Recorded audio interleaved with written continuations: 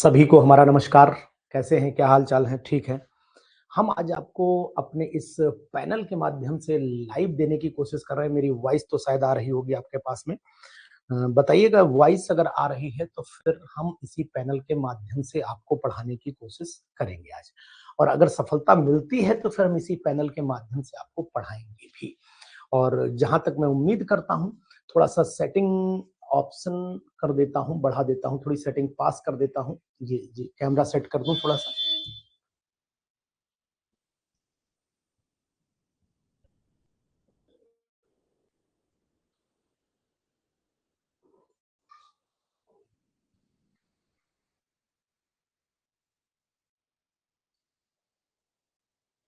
जी, ठीक है, मेरी वॉइस आप तक आ रही है ना? मेरी वॉइस आप तक आ रही है?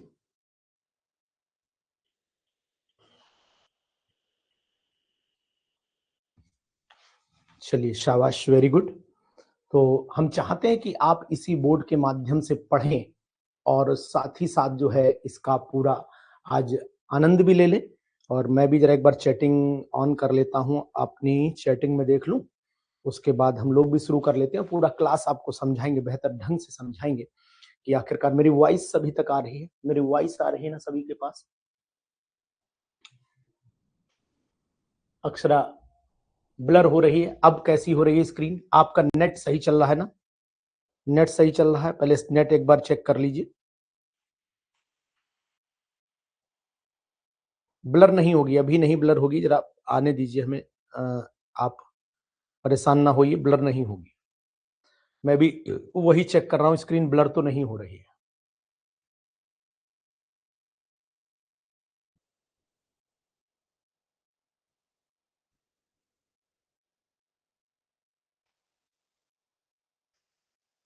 हुँ, कैमरा सेट करना है। अगर नहीं होगा तो फिर इसके हिसाब से फिर हम लोग लाइव भी पढ़ाएँगे। जी।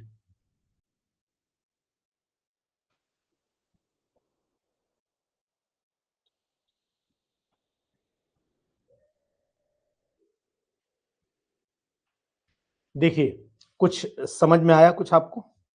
अभी ब्लर तो नहीं है? जी।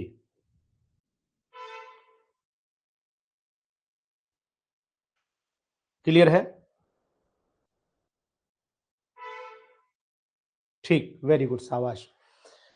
देखिए, हम लोग बात करने जा रहे हैं आपसे बहुत ही इम्पोर्टेंट टॉपिक है और टॉपिक हमारा पीरियोडिक टेबल है। मेरी वॉइस अगर आ रही है तो आप समझने की कोशिश करेंगे। पीरियोडिक टेबल में हम लोगों को सबसे पहले क्या पढ़ना है, वो चीज़ समझनी पड़ेगी।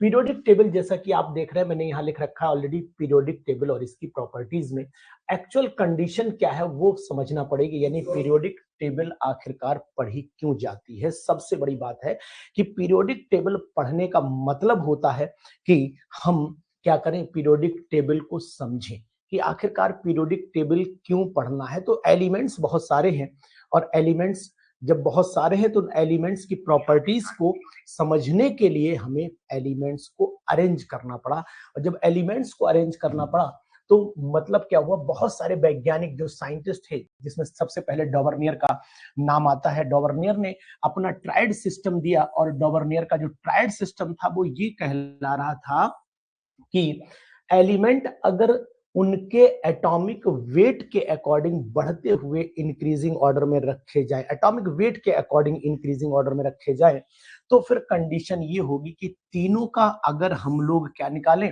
तीनों में से फर्स्ट और थर्ड का, ये पहला एलिमेंट आपके सामने है और ये वाला एलिमेंट आपका थर्ड है। इन फर्स्ट और थर्ड का अगर हम लोग मीन निकालते हैं तो 7 प्लस 39 यानी कि 46 अपॉन 2 हो जाता है 23। मिडिल एलिमेंट का जो एटॉमिक नंबर है वो आपको निकल करके आता हुआ दिखाई देगा। तो इस बात का आपको ध्यान रखना पड़ेगा।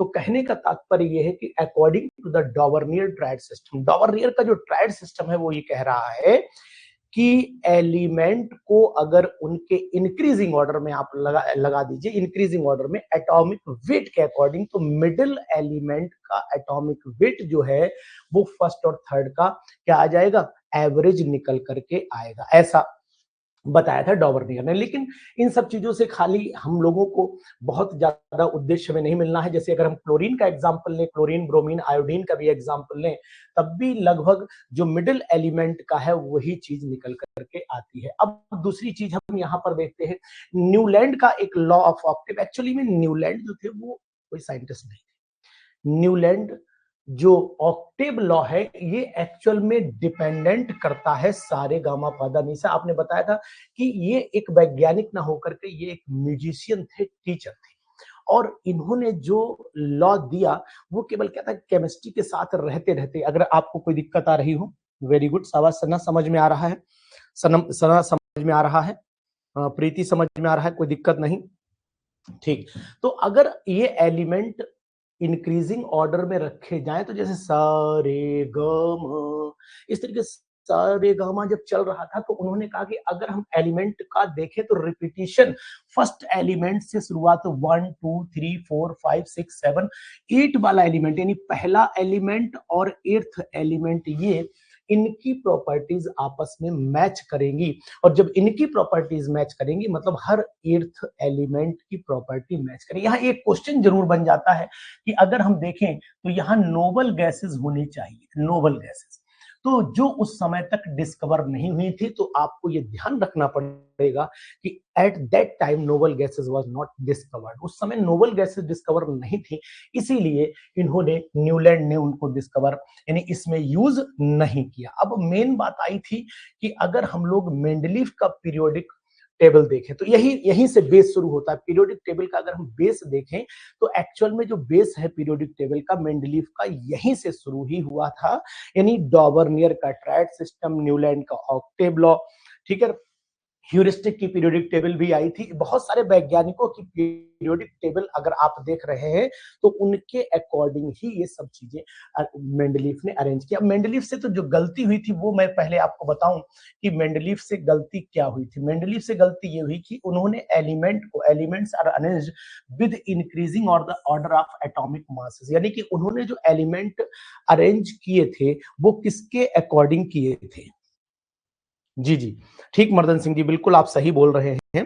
यानी कि एलिमेंट जो अरेंज किए थे वो एलिमेंट अरेंज किए थे एटॉमिक मासेस के अकॉर्डिंग। तो अगर मैं आपसे एक क्वेश्चन भी सिंपल सा पूछ लेता हूं कि Mendeleev arrange the element on the basis of, किसके बेस पे मेंडलीफ ने एलिमेंट को अरेंज किया था, बता पाएंगे आप किसके बेस पे किया था? बोलेंगे आप, बोलिए, किसके बेस पे किया था?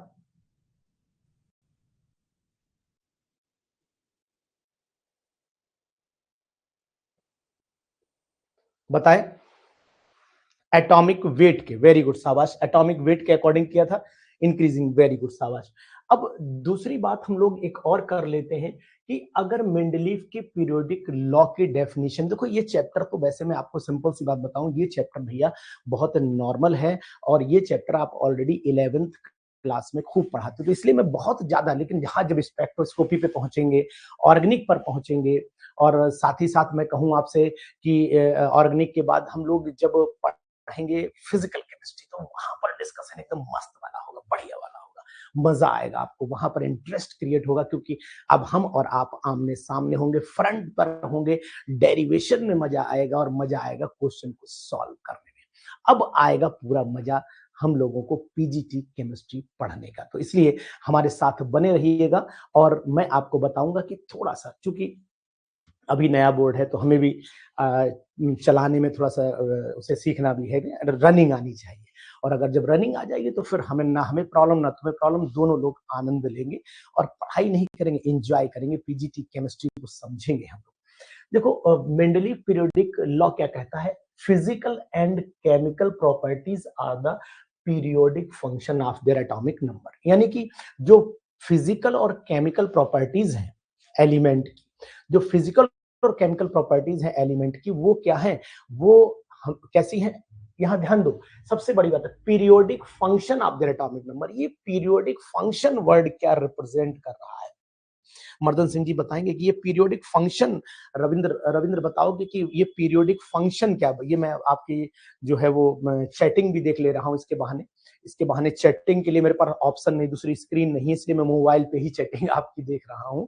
जी रविंद्र बताओ बेटा, कि रविंद्र बताएंगे कि what is the meaning of physical significance. ये फिजिकल सिग्निफिकेंस आखिरकार क्या रिप्रेजेंट कर रहा है?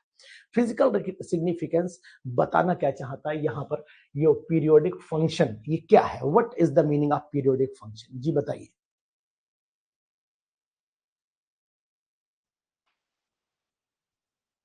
जी, पीरियोडिक फंक्शन का मतलब आप जान लीजिए। वेरी गुड, बहुत सुंदर, शाबाश, बहुत सुपर।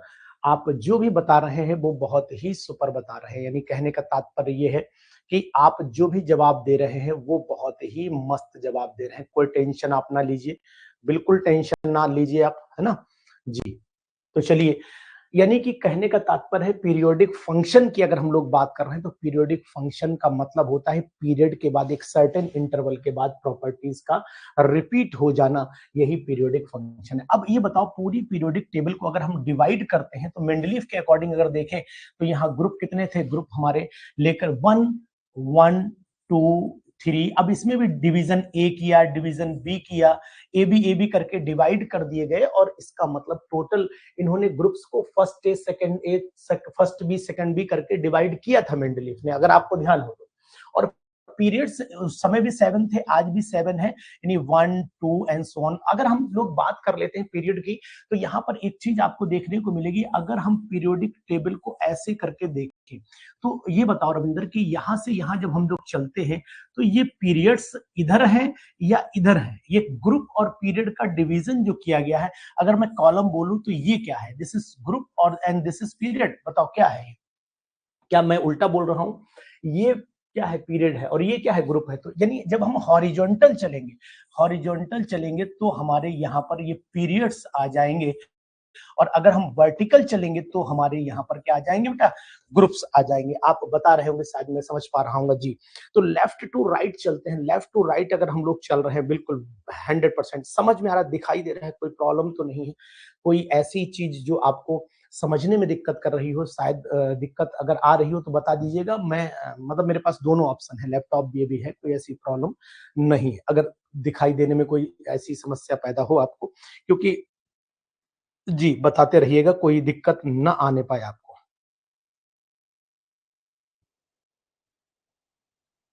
Any problem? कोई समस्या तो नहीं है? चलिए जी, ठीक।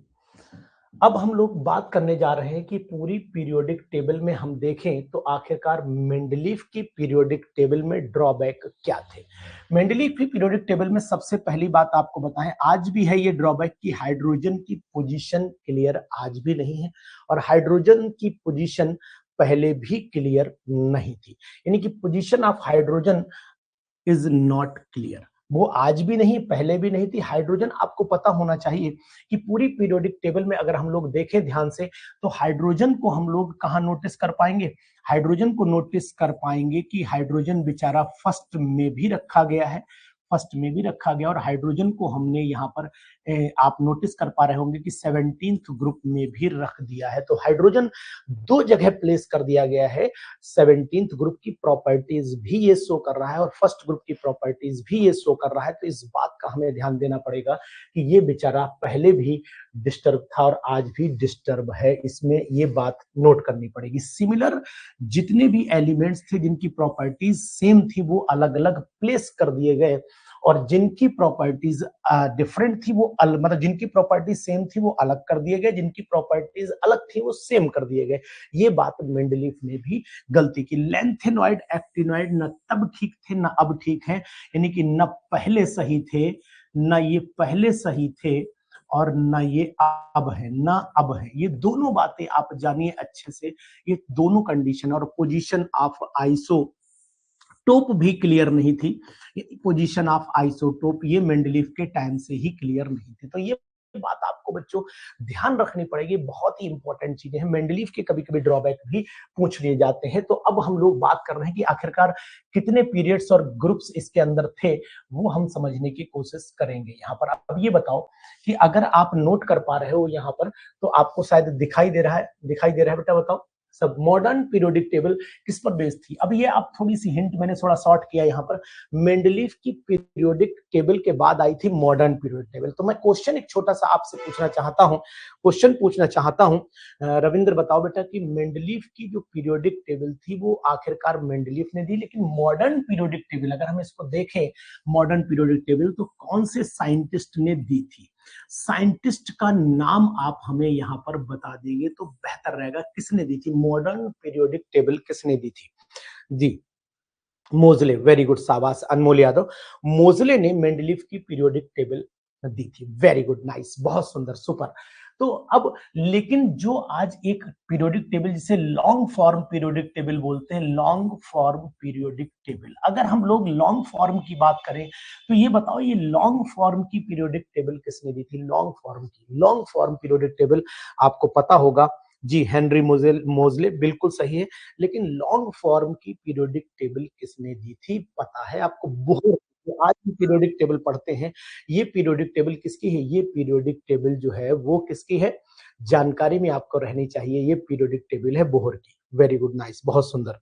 अब जो ये पूरी पीरियोडिक टेबल है, ये पीरियोडिक टेबल अगर मैं बात कर रहा हूं तो ये दी एटॉमिक नंबर पर बेस है। सबसे इंपॉर्टेंट बात है, एटॉमिक नंबर पर बेस पीरियोडिक टेबल ये है। एक बात आपको याद रखनी पड़ेगी। दूसरी चीज आपको बताएंगे, इसमें सबसे पहले आप देखें कि मॉडर्न पीरियोडिक टेबल के अंदर 18 ग्रुप्स हैं और 7 पीरियड्स हैं। अभी भी कुछ टीचर, अभी हमें एक बच्चे से क्लास में, मैं यूं ही पढ़ा रहा था, क्लास 11th चल रहा था, और 11th में एक बच्चे ने कहा कि सर हमारे सर ने लिखवाया है कि पीरियोडिक टेबल जो है वो 7th और 8th, यहाँ चले आइए, 7th पीरियड जो है वो अभी भी डिस्टर्ब, 7th पीरियड अभी भी डिस्टर्ब है। क्यों डिस्टर्ब है तो ये आपको बताना पड़ेगा। तो मैंने कहा बेटा ऐसा है, आज की पहले 6th और 7th पीरियड इनकम्प्लीट थे, लेकिन आज की डेट में टोटल जो एलिमेंट है 118, ये टोटल 118 एलिमेंट आज की डेट में डिस्कवर हो चुके हैं। और कहने का तात्पर्य है ये सिंथेटिकली डिस्कवर्ड हैं। इसमें से मैक्सिमम एलिमेंट को लेबोरेटरी में प्रिपेयर किया गया है, इसीलिए। लेकिन ये डिस्कवर्ड तो है ही ऑलरेडी, तो पीरियोडिक टेबल आज की डेट में कंप्लीट है। तो अब आप भी जान रहे होंगे, आप भी जब भी लिखवाइएगा अपने एलिमेंट, अपने बच्चों को, तो एलिमेंट्स कैसे लिखवाना? एलिमेंट्स आप कंप्लीट लिखवाना, पूरे लिखवाना, यानी कि 100% कंप्लीट हो चुके 118 कैसे हुए हैं वो हम आपको यहाँ दिखाने की कोशिश करेंगे। देखो पीरियड नंबर अगर 1 की बात करें, फर्स्ट पीरियड की बात करें, तो फर्स्ट पीरियड में आप नोट कर पा रहे हैं कितने एलिमेंट हैं? केवल 2 ही तो फर्स्ट पीरियड में है। और फर्स्ट पीरियड को हम लोग क्या बोलते हैं? वेरी शॉर्ट पीरियड बोलते हैं। यानी कि अगर हम फर्स्ट पीरियड की बात करें तो हम फर्स्ट पीरियड को यहाँ पर वेरी शॉर्ट पीरियड बोलते हैं। क्यों वेरी शॉर्ट बोलते हैं पता तो हो गई। वेरी शॉर्ट बोलने का जो मतलब है वो सिर्फ इतना ही है कि इसमें केवल और केवल 2 एलिमेंट है, मात्र 2 एलिमेंट। यानी कि अगर मैं आपसे कहूं कि यहाँ एलिमेंट देखो, तो आप एलिमेंट ऑटोमेटिकली बताओगे कि सर यहाँ पर केवल 2 एलिमेंट है, इसीलिए that's why it is called very short period. अब इसमें कौन कौन से? हीलियम है और हाइड्रोजन है, सिंपल से एलिमेंट है। शॉर्ट पीरियड की बात करते हैं तो शॉर्ट पीरियड इन्होंने 2 बताए, 2 शॉर्ट पीरियड है। पहला कौन सा है? पहला आपका सेकंड वाला और थर्ड वाला, यानी कि सेकंड और थर्ड दोनों पीरियड को इन्होंने शॉर्ट पीरियड का नाम दिया। कारण क्या है इन्होंने शॉर्ट पीरियड बोला क्यों? क्योंकि वो वेरी है तो मतलब उसमें 2 ही एलिमेंट थे, अब यहाँ थोड़े एलिमेंट बढ़ गए, मतलब 8 एलिमेंट हो गए। तो अब यहाँ 8 एलिमेंट ये हो गए और 8 इसमें, यानी टोटल मिलाकर के 16 एलिमेंट अब तक हो चुके हैं। ये लिथियम से स्टार्ट हुआ, नियोन तक गया, ये सोडियम से स्टार्ट हुआ, आर्गन तक चला गया। आप कुछ मत करिए, एलिमेंट्स का जो मैं अगर सिंपल वे में कहूं तो एलिमेंट्स की आप फर्स्ट वाला एलिमेंट और लास्ट वाला एलिमेंट जो है वो याद कर लीजिए। ठीक है मर्दन सिंह जी, वेरी गुड, शाबाश। तो आप जो है वो याद कर लीजिए फर्स्ट और लास्ट एलिमेंट को। मैं आपकी चैटिंग देखने के लिए मोबाइल प्रयोग कर रहा हूं, आपको बता देता हूं। अब इसके बाद लॉन्ग पीरियड 2 हो गए, दोनों पीरियड हमारे लॉन्ग पीरियड हैं, इनमें 18 एलिमेंट है। पोटेशियम से क्रिप्टन तक जा रहा है, ये रुबिडियम से जेनॉन तक जा रहा है। और ये वेरी लॉन्ग पीरियड की अगर मैं बात करता हूं तो वेरी लॉन्ग पीरियड में सीजियम और यहाँ पर रेडॉन, वेरी लॉन्ग में सीजियम से स्टार्ट होगा, रेडॉन पे खत्म हो जाएगा, और ये वेरी लॉन्ग पीरियड दूसरा वाला फ्रेंसियम शुरू होगा और चेन तक खत्म हो जाएगा। तो इन एलिमेंट्स की अगर मैं बात कर रहा हूं तो इन एलिमेंट्स में आप लोगों को पूरा ये पता रहना चाहिए कि सेवेंथ में कितने हैं। तो अगर मैं आपसे बात करूं सिक्स सेवेंथ में तो बोले सर 32, फोर्थ फिफ्थ में बोले 18, सेकंड थर्ड में बोले 8, एक फर्स्ट वाले में केवल 8। तो इस तरीके से एलिमेंट्स को आप याद रख लीजिएगा। अब अगर हम ग्रुप्स की बात करते हैं तो भैया ग्रुप्स भी हम लोगों को पता रहने चाहिए। ग्रुप्स पता रहने चाहिए तो पूरी पीरियोडिक टेबल में अगर भैया आप नोट कर पा रहे हो तो जो वर्टिकल ऐसे करके यहां से ग्रुप्स ऊपर से नीचे जब चलते हैं, टॉप टू बॉटम चलते हैं, कहने का तात्पर्य ये टॉप है और इसके नीचे की तरफ चले तो ये हमारा यहाँ पर बॉटम हो जाता है। तो टॉप टू बॉटम अगर हम लोग चलते हैं तो टॉप टू बॉटम में हमें सबसे बड़ा बेनिफिट ये मिलता है कि ऊपर से नीचे आने पर हम ग्रुप्स की बात करते हैं। और ग्रुप है कितने, अब ये देखना पड़ेगा ग्रुप्स कितने हैं। तो सबसे पहले ग्रुप, पहला ग्रुप बताइए कौन सा है? First group. यानी कि अगर हम लोग फर्स्ट ग्रुप की बात कर रहे हैं तो फर्स्ट ग्रुप को अगर आप नोटिस कर पा रहे हो तो फर्स्ट ग्रुप का एलिमेंट आपका एल्कली मेटल कहलाता है। अब ये एल्कली मेटल क्यों कहलाता है? सामान्य सी बात है, सिंपल सी बात है कि भाई ये जितने भी बेस बनाते होंगे वाटर सॉल्युबल बेस बनाते हैं। तो एक एग्जांपल एक्सेप्शन में चलाते रहिएगा जिसका नाम है NH4OH। ये NH4OH ये बेस है या एल्कली है, मैं इतना जानना चाहता हूं। दिस इज बेस और एल्कली, इसको एल्कली बोलेंगे या बेस बोलेंगे? बताएंगे, कौन बताएगा? बताओ भाई रविंद्र।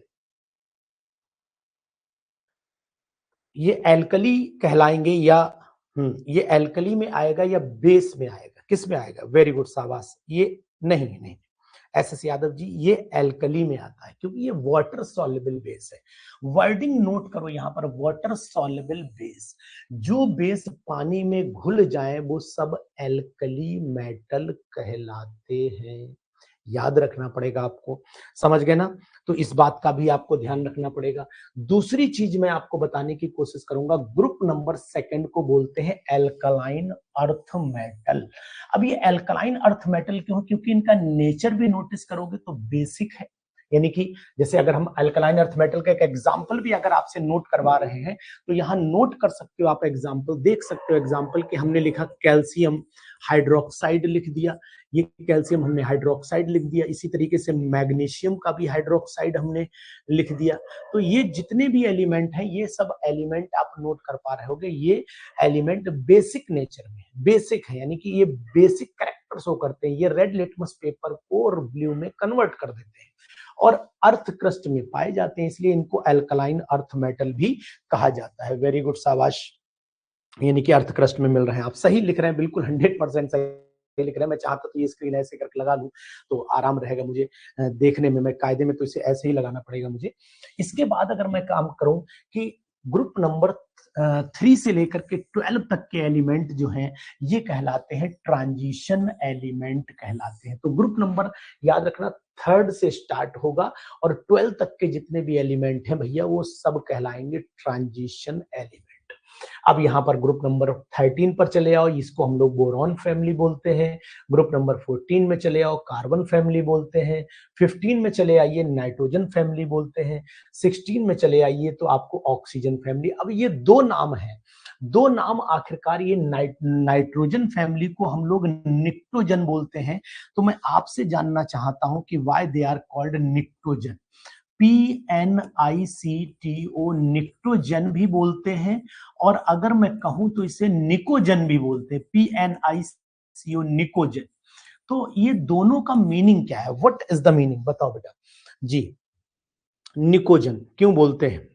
SS यादव, में जिंक कैडमियम मरकरी की बात ऑलरेडी पहले ही कर चुका हूं कि वो डी ब्लॉक के एलिमेंट है, ट्रांजिशन एलिमेंट नहीं है जी। रविंद्र, ग्रुप ट्रांजिशन एलिमेंट नहीं, बिल्कुल सही है, लेकिन यहां पर हम लोगों को लिखना पड़ता है यानी कि ग्रुप नंबर 3 to 12 वो मैं पर्टिकुलर आपको वैसे भी बता चुका हूँ। जिंक, कैडमियम, मरकरी जो है वो ट्रांजिशन एलिमेंट में नहीं आता है। बिल्कुल you are 100% right, no problem, यहाँ पर कोई क्वेश्चन मार्क नहीं है। वो मैं हमेशा आपको 3 एलिमेंट के नाम पहले भी लिखवा चुका हूँ कि भाई यहाँ पर जिंक का नाम, कैडमियम का नाम, मरकरी का नाम, ये ट्रांजिशन एलिमेंट में नहीं गिने जाते हैं, यानी कि नॉट ट्रांजिशन एलिमेंट। बिल्कुल राइट, आप 100% राइट है, यहाँ पर कोई क्वेश्चन मार्क नहीं है।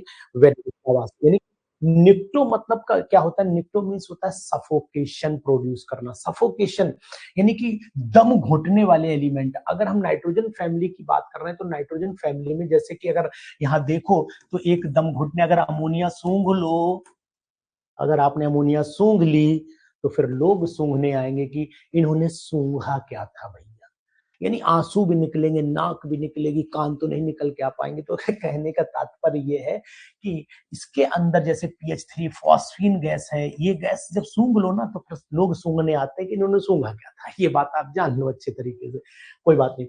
अब आ जाते हैं हम लोग ऑक्सीजन फैमिली, यानी 16 ग्रुप के एलिमेंट को हम लोग ऑक्सीजन फैमिली बोलते हैं। और ऑक्सीजन फैमिली में जितने भी एलिमेंट हैं ये इनको चैल्कोजन के नाम से भी जाना जाता है। किसके नाम से? चैल्कोजन के नाम से जानते हैं। अब ये चैल्कोजन, आखिरकार अगर मैं बात कर रहा हूं चैल्कोजन की, तो चैल्कोजन का मतलब, चैल्को मतलब होता है क्या? चैल्को मतलब होता है और, चैल्को मतलब होता है और, चैल्को मतलब होता है और जेन मतलब होता है प्रोड्यूसर। जेन मतलब होता है प्रोड्यूसर।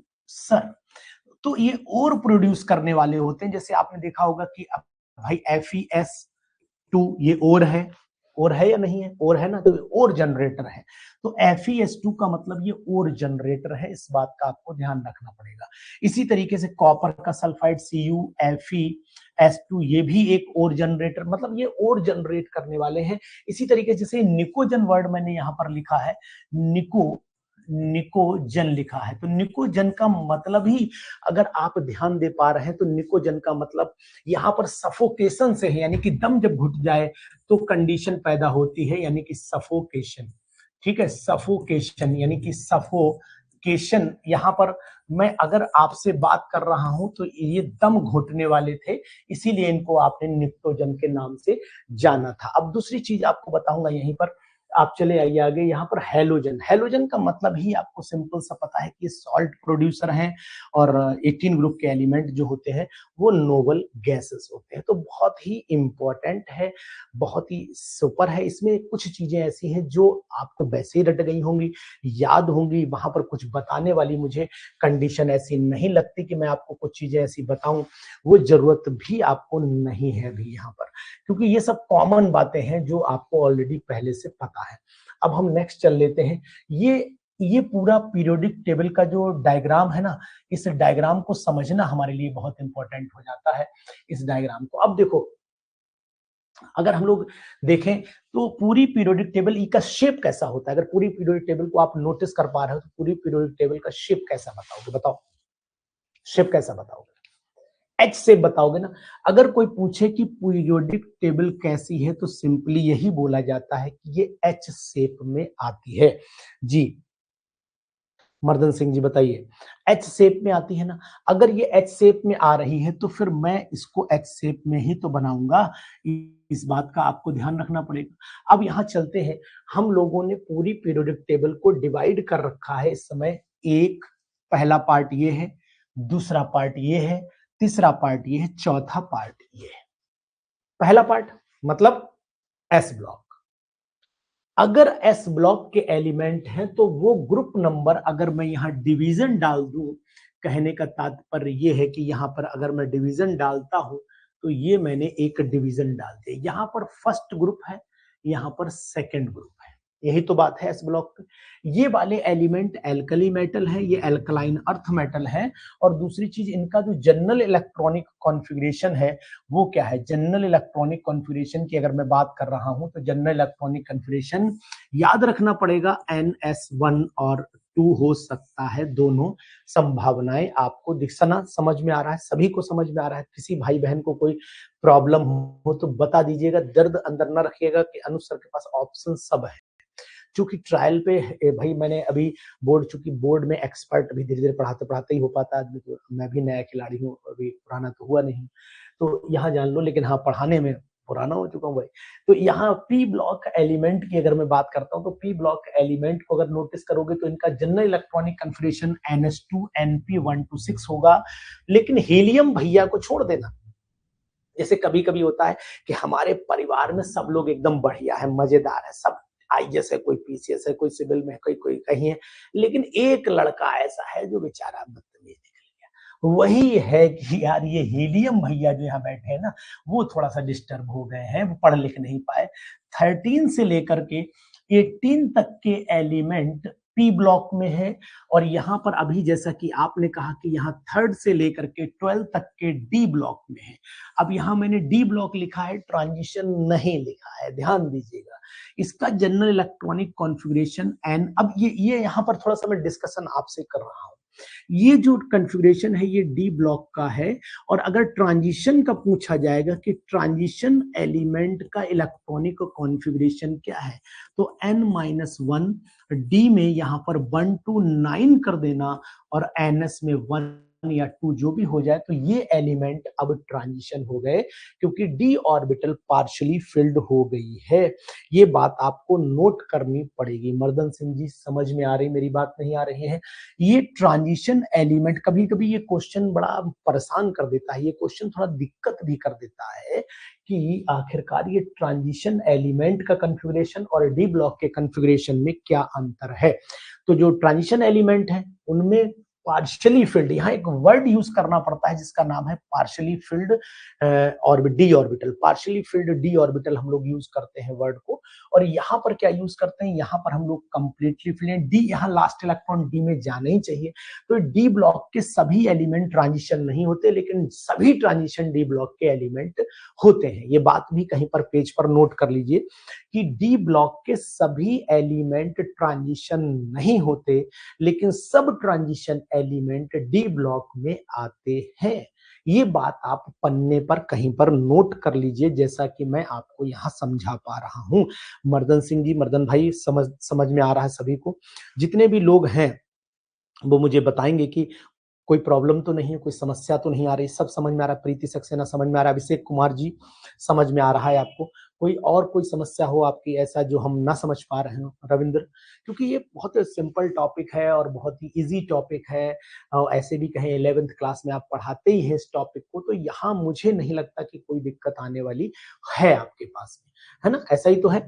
वेरी गुड, शाबाश सुना, ठीक, क्लियर है अभिषेक, चलो शाबाश। तो इसको चैटिंग को मैं रख दूं, चैटिंग को रख दूं, चलने दूं, डायरेक्ट चलने दूं। अभी आपसे बात भी करूंगा, अच्छी अच्छी बातें करूंगा।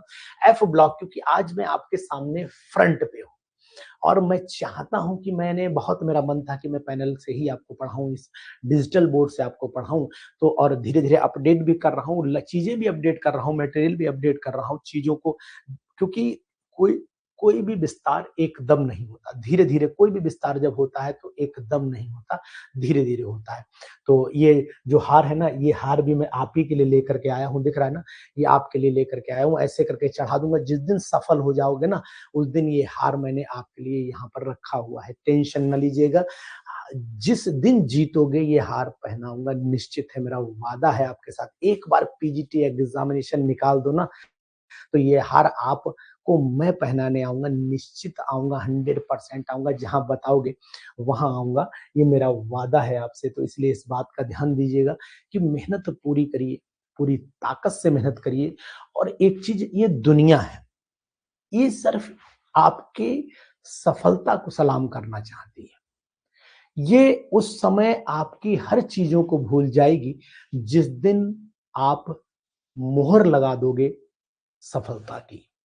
ये बहुत इंपॉर्टेंट चीज है, क्योंकि एक चीज होती है, समाज ये चाहता है कि मैं भी आईआईटी जेई नीट मैंने खूब पढ़ाया, पैसे कमाने में कोई प्रॉब्लम नहीं थी, लेकिन अरे शर्मा जी यार, आपकी जब घर पे जाते हैं घंटी बजाते तो उसके नीचे लिखा है doctor Anuj Sharma, MSc, BEd, MPhil, PhD, MA education, बहुत सारी डिग्री, आपने इतना एक्सपीरियंस, अभी यार गवर्नमेंट सेक्टर में नहीं पहुंचे। अरे भाई छोड़ चुका हूं, कितनों को समझाऊं, किस किस को समझाऊं? इसीलिए मैंने ये, आप एक बार को पीजीटी निकाल के रिजाइन मार देना, बन जाना सुभाष चंद्र बोस। जरूरत नहीं है दुनिया को दिखाने की, नहीं मुझे पीजीटी में निकालूंगा ही निकालूं। पीजीटी निकाल के पीजीटी रिजाइन मार के चले आना, पढ़ाना फिर आए बढ़िया करके जेई नीट की कोचिंग, कोई दिक्कत नहीं। लेकिन इस समाज के मुंह पे एक ठप्पा जरूर लगा दो कि देखो I am able to qualify the PGT examination, मेरे अंदर कैलिबर है, मैं निकाल सकता हूं, नो प्रॉब्लम। आपके मुंह को बंद करना जरूरी है, समाज के मुंह को बंद करना जरूरी है। बंद नहीं करेंगे ऐसे, इसको बंद करना पड़ेगा और वो मेहनत से होगा। और जिस दिन आप ये काम कर देंगे ना, उस दिन के लिए मैंने ये हार आपके लिए रखा हुआ है। निश्चित तौर पे आज इसीलिए लाया हूं कि आज आपको ये हार मेरी तरफ से समर्पित है, और एग्जामिनेशन क्वालिफाई कर देना। आपको 100% मेरी तरफ से बहुत बहुत शुभकामनाएं, बहुत बहुत आशीर्वाद आपके लिए। और मैं ईश्वर से भी कामना करता हूँ, सरस्वती माँ से भी प्रार्थना करता हूँ कि आप चाहे केंद्रीय विद्यालय, चाहे यूपी पीजीटी का एग्जामिनेशन, और या फिर जीआईसी लेक्चर, या नवोदय विद्यालय, ईएमआरएस, किसी बिहार पीजीटी, बीपीएससी, किसी में एक में खूंटा गाड़ दो बस। उसके बाद तो जब एक स्टेप बच्चा, आपने देखा ना, जैसे आपने नोटिस करा होगा कि बच्चा जब छोटा होता है ना, ऐसे करके क्राउलिंग करता है ऐसे, और जब वो क्राउलिंग कर रहा होता है उसके बाद धीरे से बेड पकड़ के, चारपाई पकड़ के जब वो चलता है ना, तो यार जो हंसी होती है उसके चेहरे पे, उसको देखने के लिए तो भगवान भी उतरने तैयार होते हैं कि खिलखिला के हंसता है बहुत तेजी से। ये होती है खुशी, नेचुरल था यार। वो समझता है मैंने जंग जीत ली। अपने बच्चों को देखना लगता है यार जंग जीत ली, अब मैंने पहाड़ चढ़ दिया। तो वही चीज होती है, जब पहला एग्जामिनेशन निकल जाएगा ना, तो 100% आप के अंदर मोटिवेशन आ जाएगा। U becomes motivator for your self, induced हो जाओगे आप ऑटोमेटिकली, ऑटो कैटलिस्ट का काम करने लगोगे आप। ये सब चीजें हैं। तो चलते हैं, खैर हम बात करते हैं इन्हीं चीजों पर। जो 4F ब्लॉक के एलिमेंट थे, अगर हम 4F ब्लॉक की बात कर रहे हैं तो 4F ब्लॉक सबसे नीचे, सॉरी एफ ब्लॉक, 4F बोल गया, एफ ब्लॉक बॉटम पे रखा गया है। और एफ ब्लॉक में दो चीजें थी, एक तो लेंथेनॉइड सीरीज थी और एक एक्टिनॉइड सीरीज थी। लेंथेनम से शुरू हुई थी ये सीरीज, यानी कि ला से शुरू हुई थी और लू पे खत्म हो गई थी। तो कहने का तात्पर्य ये हो गया, ये है ला लू। तो लालू तो खत्म हो गए ऊपर, ठीक है। नीचे यहां पर चली थी सीरीज, अगर आपको याद हो, एक्टिनियम से चली थी, ठीक है। एक्टिनियम से जाकर के आपको लॉरेंसियम तक खत्म हुई थी, आपको याद है ना। अगर तुम यहां पर याद करो तो तुम एक्टिनियम एक्चुअल की जो थापा ऊपर नापा जो चला था ना, वो वहीं से था, लेकिन एलिमेंट यहाँ से एक्टिनियम से ही है। जैसे ये लेंथिनम से है, ये एक्टिनियम, लेकिन यहाँ पर थोरियम आता है और यहाँ सीरियम पहला एलिमेंट आता है। इस बात का ध्यान देना। थापर ने ऊपर से नापा, पूरा अमेरिका कांपा, बैंकॉक कैलिफोर्निया से Einstein, Fermi, Mendeleev Nobel prize लाए। तो लाए का मतलब लास्ट में लॉरेंसियम आ जाता है। ये बात आपको ध्यान देनी पड़ेगी। तो एलिमेंट याद रखना। अब मैं आपसे एक सिंपल सी बात पूछूंगा कि ये दोनों के डिफरेंस, यानी कि अगर 4F का कॉन्फ़िगरेशन आपसे पूछा जा रहा है तो 4S के कॉन्फ़िगरेशन में आपको ध्यान रखना है, यहाँ पर 4F में इलेक्ट्रॉन जाएंगे 1 से लेकर के 14 तक, और बाकी n-1 डी में या तो 0 होंगे और या फिर 1 होगा। और लास्ट में एनएस में अगर आप लोग देखोगे तो एनएस में यहाँ पर कितने इलेक्ट्रॉन, 2 ही होंगे जो फाइनल होंगे। तो इस बात का आपको ध्यान रखना पड़ेगा। जबकि 5F में देखोगे तो नेक्स्ट एलिमेंट में 5F सीरीज चलेगी, और 5F में इलेक्ट्रॉन 5F में 1 से लेकर के 14 होंगे, सेम बाकी ऐसी कंडीशन रहेगी यहाँ पर। तो अब जब यहाँ 4 रखोगे तो यहाँ 5D हो जाएगा, यहाँ पर 6S हो जाएगा। जब यहाँ 5F रखोगे तो यहाँ आपका 4D हो जाएगा, यहाँ आपका 7S हो जाएगा। तो ये चीज भी आपको पता रहनी चाहिए। तो इसी के आगे हम लोग कंटिन्यू कर लेते हैं नेक्स्ट। ये अब आपको ये चीजें भी थोड़ी सी इंपॉर्टेंट है, जानकारी में आपको रखनी पड़ेंगी। क्या क्या है वो आपको मैं दिखाई देता हूं। देखो, ये जितने भी एलिमेंट हैं, अगर इनको आप नोटिस कर पाओ, कॉपी आपके पास हो, तो लिथियम प्लस, ये एक बेटर रिड्यूसिंग एजेंट है, याद रखना आप। Na plus, K plus, Rb plus, Cs plus, beryllium, magnesium, calcium, strontium, ये रिड्यूसिंग कैरेक्टर शो करते हैं। क्या कर, ये पूछा जाता है अधिकतर पीजीटी एग्जामिनेशन में ये चीज पूछी जाती है कि रिड्यूसिंग करेक्टर शो करने वाला एलिमेंट या रिड्यूसिंग एजेंट कौन सा है। सिंपल सा पूछ लिया कि व्हाट रिड्यूसिंग एजेंट, अगर मैं यहाँ एक क्वेश्चन डाल दूं कि ये ऐसे करके रिड्यूसिंग एजेंट, तो आप बता दोगे कि ये रिड्यूसिंग एजेंट है। ऐसे ही मैंने सपोज कर लो यहाँ पर एक क्वेश्चन मैं ही लिख देता हूं, यहाँ पर मैंने लिख दिया, क्वेश्चन ही लिख दिया आपके सामने, है ना, यहाँ लिख दिया reducing agent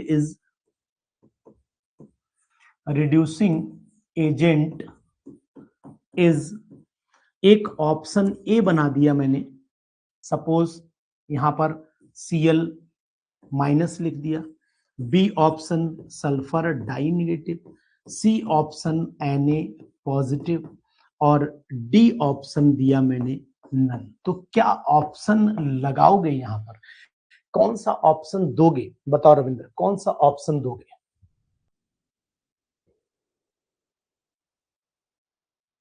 जी वेरी गुड, शाबाश, सी अनमोल, वेरी गुड, नाइस। प्रीति, मेरी वॉइस क्लियर है, कोई दिक्कत तो नहीं है? यानी कि कहने का तात्पर्य ये है कि हम यहाँ पर जो आंसर लगाएंगे वो आंसर लगाएंगे सी वाला, ये वाला ऑप्शन हम लोग लगाएंगे, क्योंकि यह एक रिड्यूसिंग एजेंट है, ध्यान देना पड़ेगा। वेरी गुड, शाबाश। ये कलर भी मैंने पर्टिकुलर लिख दिए हैं, तो आपको ये कलर भी याद करने पड़ेंगे। यानी अगर मैं बात करता हूं तो ये लिथियम जो होता है ये आपका रेड कलर का होता है, ठीक है, लिथियम। और सोडियम की जो फ्लेम होती है वो गोल्डन येलो कलर की होती है। पोटेशियम पर्पल कलर का दिखाई देता है, बट जब हम लोग जलाते हैं तो उस समय की बात है। और ये रुबिडियम पर्पल होता है, सीजियम पर्पल होता है। ये कलर आपको याद रखने, शुरू के दो याद कर लो, बाकी तीन पर्पल है।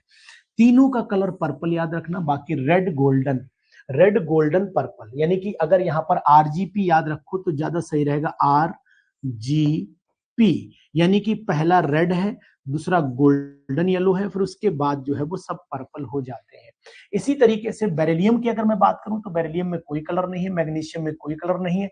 उसके बाद यहाँ ब्रिक, क्रिम, एप्पल ग्रीन, यानी जो ब्रिक है, ब्रिक रेड बोलते हैं, क्रिम्सन रेड बोलते हैं, एप्पल ग्रीन बोलते हैं, और रेडियम का जो होता है वो रेड, यहाँ पर आपको दिखा जाए रेड कलर होता है। तो ये कलर आपको लगभग ये इंपॉर्टेंट है। चूंकि रविंद्र एक बात याद रखो, मर्दन सिंह जी एक बात मेरी याद रखो कि ये क्वेश्चन कुछ ही स्टूडेंट करते हैं, सब स्टूडेंट इनको नहीं करेंगे, नहीं करेंगे, नहीं करेंगे। ये स्टूडेंट जो करने वाले होते हैं वो मात्र 5% होता है। ये 5% का वो लॉट होता है जो केवल इन क्वेश्चन पर बहुत जोर लगाता है, सब नहीं लगाते हैं।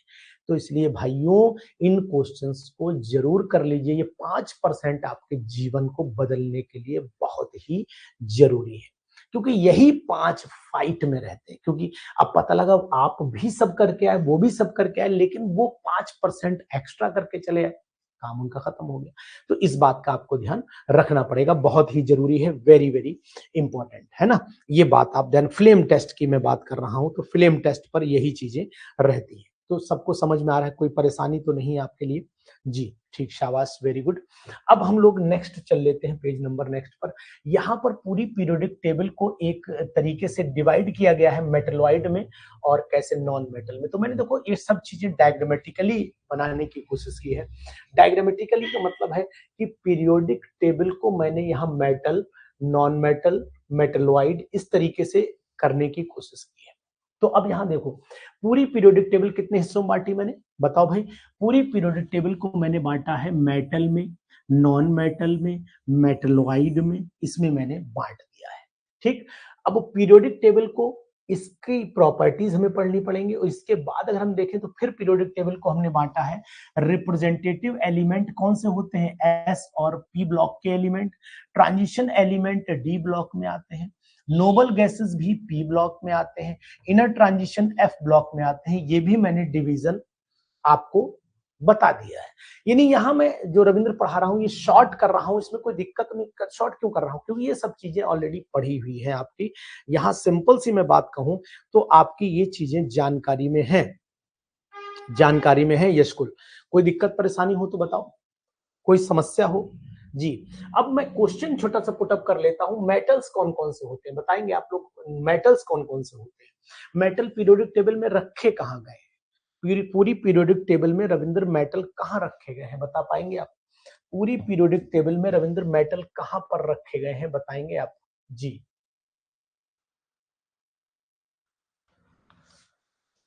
नहीं बता पाएंगे। एस ब्लॉक में रखे। मैं जरा इसको लगा लेता हूं, 1 मिनट का समय दो मुझे बस, मैं इसे लगा लूं जरा प्लीज।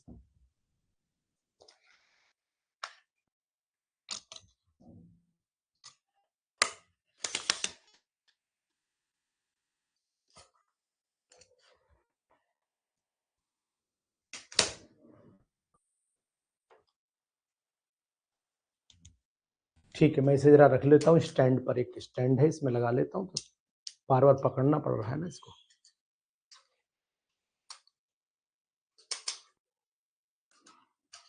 जी अब सही है। हाँ, एसपीडीएफ, वेरी गुड, शाबाश। तो यहाँ पर अब मुझे पढ़ने में आसानी रहेगी। तो यहाँ पर अगर मैं बात कर रहा हूँ, कहा मैंने पेन रख दिया भाई, ये है। ठीक, जगमोहन जी, मेटल्स जितने भी हैं, अगर मैं बात कर पा रहा हूं मेटल्स की, तो आपने बिल्कुल बताया है कि मेटल्स जो है वो एस में है, पी में है, डी में है और एफ में है, सभी में मेटल्स हैं। ये बात बिल्कुल आपने 100% जगमोहन जी राइट बताई है कि सभी में मेटल्स हैं, बिल्कुल राइट, 100% राइट। एस पी में भी मेटल है, पी में भी मेटल है, आपने पी का नाम नहीं दिया, मेटल्स पी में भी है थोड़े से, अगर नीचे की तरफ देखोगे तो मेटल्स है वहां पर।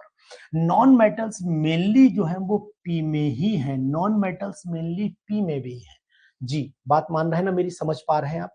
नॉन मेटल्स मेनली पी में ही है, और मेटलॉइड जितने भी हैं वो भी पी में ही है, पी में ही, मेटलॉइड भी पी में ही है, ये भी बात आपने नोटिस की होगी, है ना? और साथ ही साथ अगर मैं बात कर रहा हूं रिप्रेजेंटेटिव एलिमेंट की, अगर मैं बात कर रहा हूं तो रिप्रेजेंटेटिव एलिमेंट एस और पी को ही बोलते हैं। तो बताएंगे सर कि why these elements are called representative element, ये आखिरकार रिप्रेजेंटेटिव एलिमेंट क्यों कहलाएगी? मैं जरा अपना ये मोबाइल लगा लूं जिससे कि मैं आपकी चैटिंग देख पाऊं। बताइए ये एलिमेंट रिप्रेजेंटेटिव एलिमेंट क्यों कहलाते हैं? रीजन क्या है? What is the reason? Reason क्या है, ये रिप्रेजेंटेटिव एलिमेंट क्यों कहलाते हैं? मर्दन सिंह जी बताएंगे, बताएंगे क्यों कहलाते हैं? मैं आपको बताने की कोशिश कर रहा हूं कि ये रिप्रेजेंटेटिव, ये इनकी प्रॉपर्टीज रिप्रेजेंट होती है इनके वैलेंस इलेक्ट्रॉन से, इनके कैरेक्टरिस्टिक्स से, इनके इलेक्ट्रॉन, यस मेन ग्रुप है, और मेन ग्रुप के प्रॉपर्टीज उनकी वैलेंस इलेक्ट्रॉन से रिप्रेजेंट होती है, यानी कि उनकी प्रॉपर्टीज जो होती हैं वो मेन प्रॉपर्टीज में कंसिडरेशन होती है। That's why they are called as a representative element, ये मेन ग्रुप बोले जाते हैं। वेरी गुड, नाइस, बहुत सुंदर। अब दूसरी बात है ट्रांजिशन एलिमेंट, जिनकी अभी हम लोग बात कर रहे थे। जी, ट्रांजिशन एलिमेंट जिनकी अभी हम लोग बात कर रहे थे, वो ट्रांजिशन एलिमेंट जो वेरिएबल प्रॉपर्टी शो करते हैं, वेरिएबल कैरेक्टरिस्टिक शो करते हैं, वेरिएबल वैलेंसी शो करते हैं। मैं ये सब वर्ड क्यों यूज कर रहा हूं? मेरे वर्ड यूज करने का सिर्फ और सिर्फ तात्पर्य ये है कि आपको समझ में आ जाए कि आखिरकार इन शब्दों का खेल कहीं पेपर में तो नहीं हो जाता है। कभी कभी पेपर में भी जो सिंपल सा वर्ड है वो बोल दिया गया, और बोलने के बाद कंडीशन क्या तैयार हुई, कंडीशन की आप इंसान को समझ ही में नहीं आ रहा, बोले सर आपने तो वेरिएबल वैलेंसी पढ़ा है, यहाँ तो करेक्टरिस्टिक वेरिएबल आ गई। अरे भाई, वैलेंसी बदलेगी तो करेक्टरिस्टिक तो बदलेंगी या नहीं बदलेंगी? बदलेंगी ना, 100% बदलेंगी। तो ये चीजें, शब्दों का माया जाल ही कंपटीशन कहलाता है, ये बात आप नोट कर लो। शब्दों का माया जाल ही कंपटीशन है। अगर शब्दों के माया जाल को समझ गए ना तो 100% आप कंपटीशन निकाल दोगे, वहां समझौता नहीं होने वाला है। समझ रहे ना मेरी बात? नोबल गैसेस, अब ये बेचारे नोबल है, नोबल गैसेस आप जानते हो ना क्यों नोबल है? ये नोबल आखिरकार है क्यों? तो आपको पता होना चाहिए कि नोबल इसलिए है कि बेचारे किसी से कोई रिएक्शन नहीं, बहुत नोबल, सिंपल। तो ये नोबल गैसेस हैं जो वैलेंस अपनी ऑक्टेट पूरी कर लेते हैं या डुप्लेट पूरी कर लेते हैं, फर्दर इनसे कोई रिएक्शन का इनका मन नहीं होता। एक थप्पड़ मारो तहु वही, दूसरा मारो तहु वही, सब वही। क्लास में कुछ बच्चे ऐसे होते हैं, कुछ भी कहते रहो, बैठे हैं ऐसे करके, कोई मतलब ही नहीं, बोले हाँ, बोले हाँ। हमारे साथ एक लड़का था, डॉक्टर हो गया है, डॉक्टर है वो। तो अब वो जब हम पढ़ते थे तो उस समय भी उससे घंटों बातें कर, जैसे उसका मन नहीं बात करने का तो घंटों बातें करते रहो उससे, सुने, बाद में धीरे हाँ बताओ, अरे हम यार का सुना नहीं तुमने? अरे भाई नहीं सुन पाए। तो वही बात है, कभी कभी कुछ लोग जो होते हैं वो रिएक्ट ही नहीं करते, कोई रिएक्शन 0/सन्नाटा, कंप्लीटली फिल्ड आउट, फर्दर कोई रिएक्शन करने की इच्छा ही उनकी नहीं है।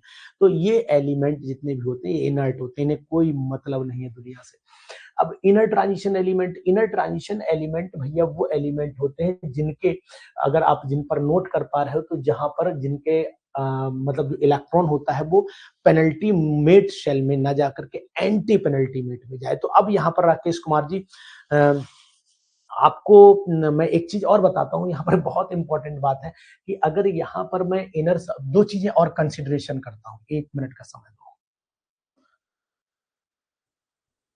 1 मिनट का समय दो। यहाँ पर एक चीज और कंसिडरेशन करना चाह रहा हूं, एक होता है वैलेंस शेल, ये शब्द आपको पता होंगे। एक होता है हमारा वैलेंस शेल, पेन सफेद ले लेता हूं ज्यादा बढ़िया रहेगा जी। एक होता है हमारा वैलेंस शेल होता है, और एक होता है penultimate shell. Penultimate shell होता है, और एक होता है हमारा एंटी पेनल्टी मेट शेल होता है। ये शेल हमारे हैं हमारे पास, समझ रहे मेरी बात? नहीं। हाँ बिल्कुल SS Yadav ji, xenon reaction करता है, साइज में बड़ा है, थपड़ियाने पे मजा आता है उसे। एंड ये शब्द तीनों का मायाजाल हमें देखना है। अगर हम यहाँ पर समझें तो मैं चाहता हूं, ये मैंने बनाया न्यूक्लियस, ये हमारा है न्यूक्लियस, जरा देखें, ये है हमारा न्यूक्लियस, दिख रहा है ना आपको?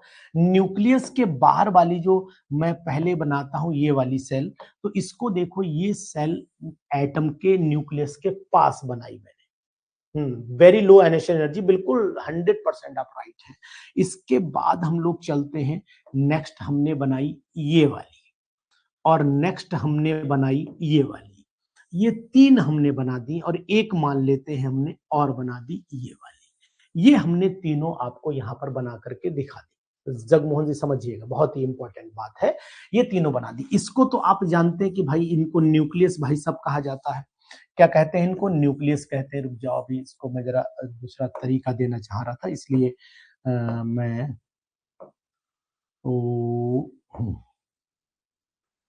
रुक जाइए, ये तो मैंने न्यूक्लियस बनाया था, अब मैं पेन व्हाइट लेना चाह रहा था जी। ठीक, अब देखो इसको मैंने बनाया भैया न्यूक्लियस, ये हमारा हो गया न्यूक्लियस हो गया।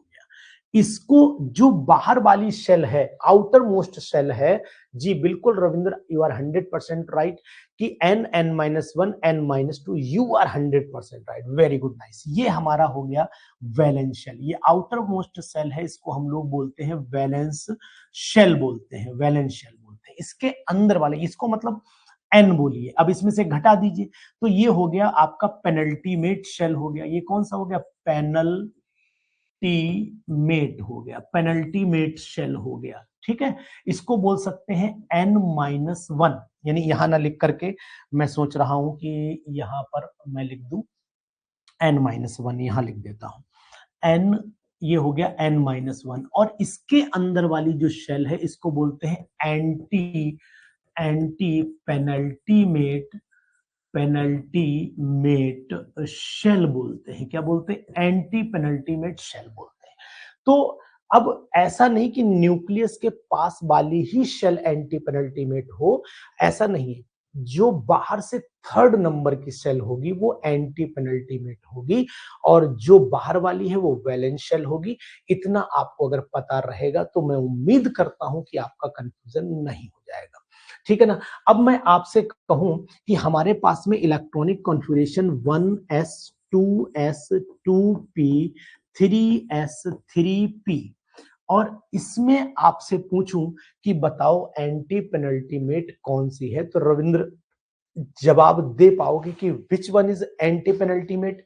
इसमें एंटी पेनल्टीमेट कौन सी है? रविंद्र जवाब दे पाओगे? बताओ, जल्दी बताओ जी। वेरी गुड, शाबाश, बहुत सुंदर, जबरदस्त, नाइस। 2p, यानी कि बाहर से यही वाली नंबर तो आया, यानी कि ये 2p जो है वो हमारी एंटी पेनल्टीमेट है। शिवानी त्यागी, वेरी गुड, नाइस, बहुत सुंदर, शाबाश, वेरी गुड। तो अब यही तरीका हम लोगों को पता रहना चाहिए, कंसेप्ट हमें क्लियर रहना चाहिए, तभी मजा हमारा आएगा। इसके बाद चल लेते हैं, अगर हम लोग पीरियोडिक प्रॉपर्टीज की बात करें भैया, तो पीरियोडिक प्रॉपर्टीज में हमें ये सब प्रॉपर्टीज डिस्कशन करनी पड़ेंगी, जिसमें पीरियोडिक प्रॉपर्टीज में कौन कौन सी हैं। एक ये बताओ कि ये आईयूपीएसी नॉमेनक्लेचर तो लिख लेते हो, आईयूपीएसी लिखने में कोई प्रॉब्लम तो नहीं है? आईयूपीएसी लिखने में कोई प्रॉब्लम तो नहीं है। इनऑर्गेनिक में 101 से लेकर के 118 तक की आईयूपीएसी नाम आप लिख लेंगे, रविंद्र लिख लेंगे ना? तो ये होमवर्क आज देख लीजिए, होमवर्क में लिख लीजिए कि ये जो है आपको नोटिस करना पड़ेगा कि ये होमवर्क आपका है। इस होमवर्क में आप लोग जो है मुझे लिख करके भेजेंगे 101 से लेकर के 118 तक के एलिमेंट के इलेक्ट्रॉनिक कॉन्फ़िगरेशन आप हमें लिख करके भेजिएगा। भेजेंगे ना? पक्का भेजेंगे। आज ही भेज दीजिएगा, अभी 10 मिनट बाद क्लास जब खत्म हो उसके तुरंत बाद आप भेज दीजिएगा। इसका झंझट कल के दिन रखना, आज ही तुरंत फटाफट 2 मिनट का नाम देखो। 1 को क्या बोलते हैं? अन। 0 को बोलते हैं नील और फिर अन। तो अन, नील, अन और आखिर में IUM सब में लगाते रहना है। तो अनिल अनियम, अनिल बियम, अनिल ट्रियम, अनिल क्वार्डियम, अनिल पेंडियम, अनिल हेक्सियम, अनिल सेप्टियम, चलते रहना लाइन से करके 18 तक आप लिख करके। सर एक नाम, हाँ एक नाम नहीं, 1 से लेकर के 18 तक के सभी नाम, 101 से लेकर के 118 तक के सभी के नाम लिखने हैं, सभी के लिखने हैं, ठीक, सभी के नाम ध्यान दीजिएगा, ठीक, शाबाश। अब इन प्रॉपर्टीज को हम लोग कल डिस्कशन करेंगे, बड़ा मजेदार टॉपिक है। इन प्रॉपर्टीज को हम लोग कल डिस्कशन कर लेंगे। प्रॉपर्टीज कौन कौन सी हैं? प्रॉपर्टीज आपको बताने की कोशिश करूंगा। Ionic, number 1 atomic radius, number 1 atomic radius, ionic radius, covalent radius, van der Waals radius, ठीक है। इनको हम लोग, हाँ केवल नाम लिखने, इलेक्ट्रॉनिक कॉन्फ़िगरेशन नहीं लिखना है, ओनली नेम, केवल नाम लिखने हैं, इलेक्ट्रॉनिक कॉन्फ़िगरेशन नहीं लिखना है। फिर हम लोग ionisation potential, electron gain enthalpy, electronegativity, diagonal relationship और उनके ऑक्साइड्स, इसी के बाद साथ साथ हम लोग इनकी प्रॉपर्टीज भी पढ़ लेंगे। तो मैं ये जानना चाहता हूं कि आज का क्लास कैसा लगा, बताएंगे आप। और चलते चलते मैं आपको जरूर कहूंगा कि इन सबको एक बार रिवाइज करके रखिएगा, हम लोग फिर डिस्कशन करेंगे। एक बार बताइए समझ में आया, कुछ मजा आया आपको? नहीं कुछ समझ में आया कि नहीं आज के क्लास में? ठीक रहा? बोर्ड पर पढ़ाना क्या उचित है, अच्छा लगा या नहीं लगा, ये भी बताइएगा। यानी कि मैं चाहता हूं कि आप मेरा मतलब एनालिसिस करें। देखो अभी मेरे पास बहुत बड़ा सेटअप नहीं है, ना मेरा स्टूडियो बन पाया, मैंने अपने ही रूम में बोर्ड लगवा लिया, बहुत सिंपल सी बात है, अपने ही रूम में बोर्ड लगवाया है, उसी से मैं पढ़ा रहा हूँ। लाइट का बहुत बड़ा इफेक्ट मुझे लगता है कि नहीं आपको समझ में तो शायद सभी आ रहा होगा, जहां तक मैं अनुमान कर पा रहा हूँ। और मेन चीज होती है हम लोग बड़े बच्चों को, हम आप बच्चों के, हम अपने भाइयों को पढ़ा रहे हैं और भाइयों को समझ में आना चाहिए। यहाँ मैं दिखावा करूँ, स्टूडियो बनवाऊं, उसके लिए आप जान ही रहे, सब पूरा सेटअप के लिए फिर मुझे पूरा टाइम देना पड़ेगा, वो मेरे पास समय है नहीं। तो ठीक है, बस पढ़ाई होनी चाहिए, दैट्स ऑल। कैसे भी हो पढ़ाई होनी चाहिए।